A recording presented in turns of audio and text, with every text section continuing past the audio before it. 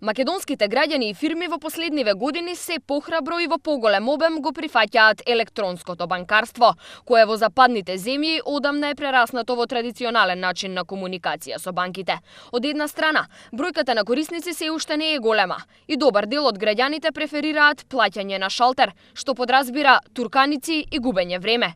Ово особено е присутно кај повозрасната популација, додека помладите и бизнисмените ги прифаќаат побрзо и поедноставно и банкарските услуги.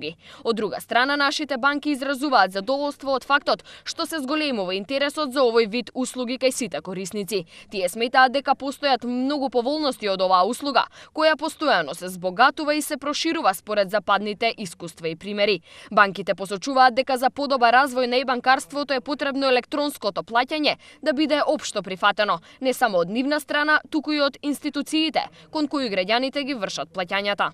На корисници покажува значителен пораст, значи истиот изнесува околу 13%, значи скупниот број на платни налози што се реализираат вкупно во банката, 13% се реализираат преку сервисот за електронско банкарство, а во аспект на вредноста тој број е некаде 37%, што значи дека скоро повеќе од 1/3 од плаќањата се реализираат преку електронски пат, што говори за растечкиот тренд и прифатливоста на овој канал од страна на нашите клиенти. Кај нас дел од граѓаните и тоа најчесто од помладата генерација го поздравуваат овој тренд, но велат не се доволно информирани. Има и такви кои на електронското банкарство гледаат со предрасуди, бидејќи мислат дека овој вид на банкарство не е сигурен. Мислам дека е добро, се мислам да почнам да го користам.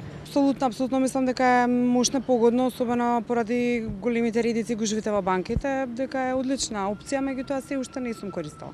Не, јас сум од стара генерација. Ја предпочитам готово. Па мислам дека ќе се злоупотребат заради тоа. Затоа што има постојано кражби преку овие картичките. Но домашните банки што обезбедуваат ваков вид сервис велат дека гарантираат максимална безбедност, тајност и сигурност на плаќањата од вашата сметка преку современи методи за заштита на информациите и високи безбедносни стандарди без никаков ризик. До сега не сме се соочиле со било какво незадоволство, ниту пак било каков негативен случај кој се однесува на страната на заштитата и доверливоста на податоците.